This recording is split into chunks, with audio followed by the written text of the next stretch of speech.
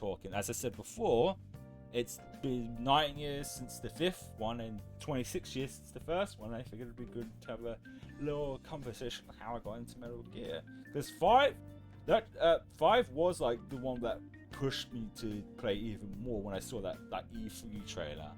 Because it's just like how cinematic it looked. The one with that song that plays on it, I think it's called Nuclear or something. I don't know who sung it. We won't actually play that on stream because it probably most definitely will get copyrighted. But it starts much further back than that. Because I did play Metal Gear, well, not the full game, the demo, back in, it might have been 99, maybe 98. Because I can't remember when it was we got a PS1, but it was the demo disc of it. And I never, because I think the demo disc for Metal Gear Solid 1, if I remember correctly, it ends once you go on the elevator, because it was a good way of like showing the stealth mechanics. And I couldn't even get to the elevator. I kept getting caught, I kept dying, because my 7-year-old brain couldn't grasp how that worked. It couldn't get around the how does stealth work sort of situation. So my 7-year-old brain said, "This is big kids game. I don't want to play this." And for years, I was put off by stealth games. Like I never played like Sly Cooper or any of that stuff, and eventually even like Assassin's Creed games. But as we fast forward to 2011, if everyone remembers the PSN outage that happened, if people don't remember, back I think it was like June of 2011, the PlayStation Network got hacked and they had to shut it down for like an entire month. And for a way of saying apologizing, Sony gave a lot of people a 30-day free trial of PlayStation Plus, and I was like, all right. And then after that 30 days, I was like, oh, this is good service. Now keep in mind, this is before they did the monthly 3 games a month sort of thing. But they did give you like a random free game, just like one random free game, and one of those happened to be Sly Cooper, and I was like, well, fuck, it's free, kinda. And I was like, I'll give it a shot. And I was like, oh my god, I love this. And then they played the other 2 after that, because you can't buy those like separately on the PS3. Which, random side note, Sly Cooper's now on the PS4. Just have to release the rest of them, as well as other old games. But back on track. Then fast forward to 2012 when they started that 3 games a month thing. I think it was 3 games a month. And they had Deus Ex Human Revolution. And I played that. That's kind of a stealth game. And then I was like, oh man, I started slowly getting into stealth games. And then Assassin's Creed was on the radar. And I was like, kept debating about it. And I think like towards the end of 2012, I felt like the quickest option was to not watch a Let's Play, because I wasn't aware of Let's Plays, but watch a walkthrough of all the Assassin's Creed games up to the current one I was at the time, which was free. Not all cutscenes, which would have been much smarter, but this was around the time I had the time to do that. The funniest thing is, I stopped watching all of them up to before Revelations, because I was like, oh man, I want to at least play like the last one Ezio was in. Still plan to play those on stream at some point, the old Assassin's Creed games. And then eventually played 3 after that. And then we go into 2013 when they announced Metal Gear Solid 5. I wasn't that interested in it. Was it 2013? It might have been 2014. No, it was 2013 because it was the first like weird like what is this? It turns out to be Metal Gear Solid 5. Then we fast forward to 2015 where we have that trailer I'm on about. I guess I could. Maybe a good idea to get it up on here and just mute the audio. I feel like it feels weird without the audio. I think we'll do that. I'll play it as I talk about it because it'd be a good like visual thing to do. Because I think I saw on Twitter where because Kojima was like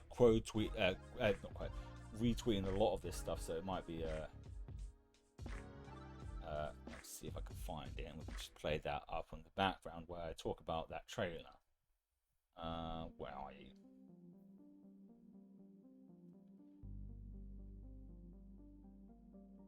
And probably maybe might mute the Mass Effect music because it's gonna be a weird one to play.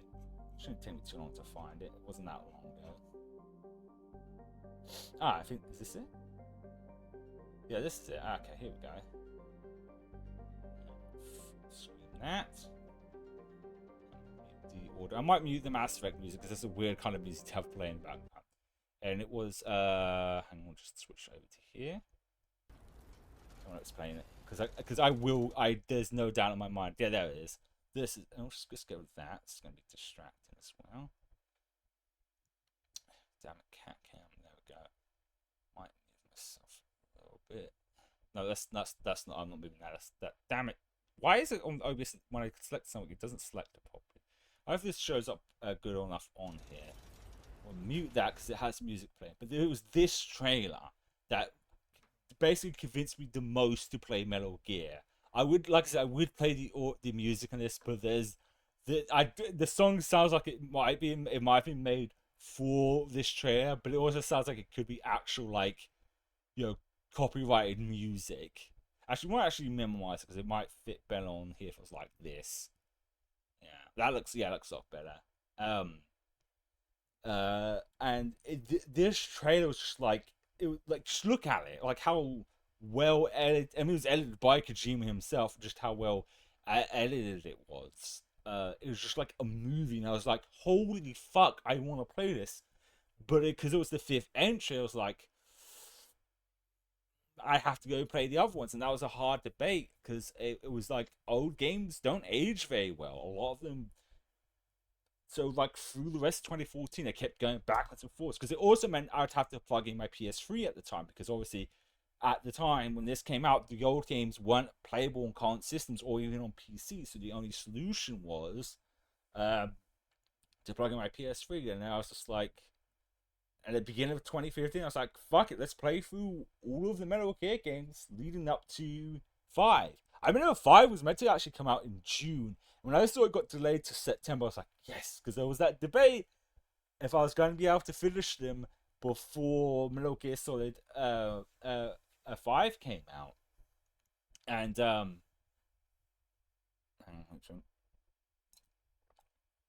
so one was the one number one was the, oh god, my brain. One was definitely the one where it's like, because a lot of PS1 games do not age well.